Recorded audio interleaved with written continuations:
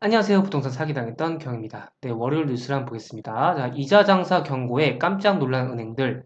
대출 금리는 낮추고 예금 금리는 높인다고 합니다. 자, 당국, 정치권, 여론 눈총에 밀려가지고 신한은행은 주담대 최대 0.35%포인트 인하를 하고 취약 차주 프로그램도 가동 예정이라고 합니다. 농협은행도 주택 대출 금리를 낮췄다. 예적금이 한 3에서 5% 특판 잇따라 내온다고 합니다. 밑에 내용 한번 보겠습니다. 지금 예대 금리차, 예금과 대출의 금리차가 7년 7개월의 최대라고 하네요. 그래서 상반기 순이익이 사상 최대일 가능성이 높다고 합니다. 자, 주요 시중은행을 중심으로 대출 금리는 낮추고 정기 예적금 상품의 금리는 올리는 움직임이 이어지고 있다고 하네요.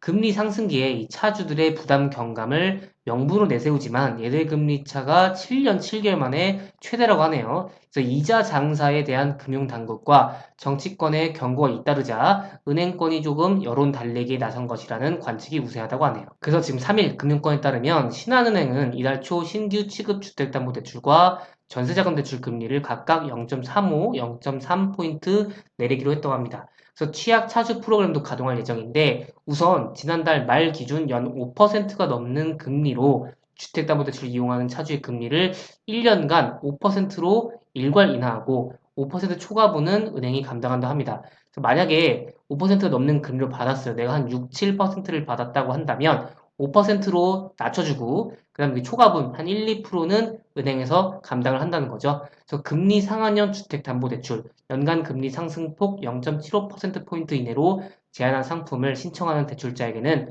고객이 부담하는 연 0.2%포인트의 가상금리를 은행이 1년간 내주기로 했다고 합니다. 그래서 신한은행은 연소득 4천만 원, 그리고 전세보증금 3억 원 이하의 조건을 갖춘 전세자금 대출자를 대상으로 금융채 2년물 금리를 기준으로 삼는 전세자금 대출 상품도 출시한다고 합니다. 이 조건 두 개가 맞아야 될 것 같아요.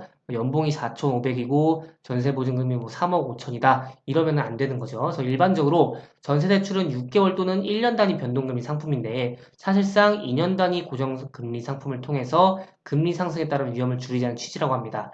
서민지원 금융상품인 새희망월시 대출의 신규 금리도 연 0.5%포인트 인하할 방침이라고 하네요. 네, 그래서 우리은행도 지난달 24일부터 은행채 5년물 기준 고정금리 대출에 적용하던 1.3%포인트의 우대금리를 모든 등급에 일괄 적용키로 했다고 합니다. 그래서 하나은행도 취약 차주를 대상으로 금리 인하, 분할 상환 유예 등의 지원을 검토 중이다.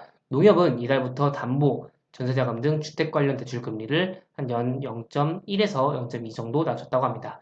K뱅크도 지난달 20일 대출 금리를 0.41 정도 인하했다고 합니다.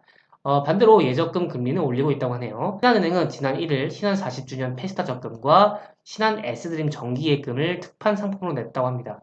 그래서 10개월 자유 적금으로 월 납입 한도 30인데 최고 합리가 4%네요. 4%면 꽤 괜찮은 것 같습니다.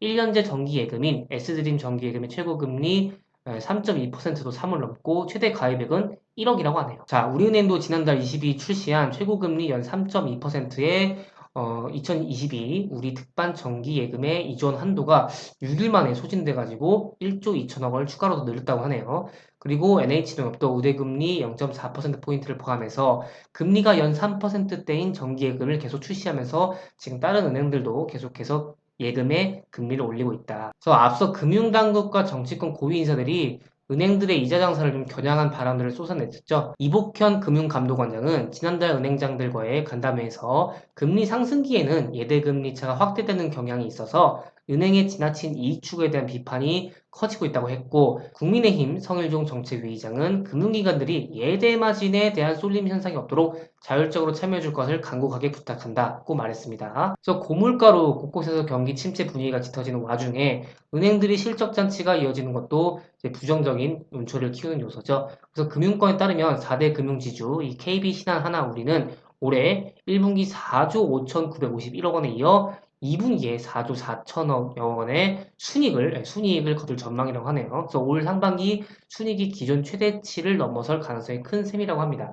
그래서 지금 결국에는 은행들이 예대 마진으로 지금 아주 그냥 많이 실적 잔치를 하고 있으니까 좀 많이 압박을 가해서 아무래도 대출 금리는 조금 낮춰줄 가능성이 보이고 예금은 더 올려줄 가능성이 보이니까 여러분들이 또 이거에 맞게 또 조절을 하시면 좋을 것 같습니다.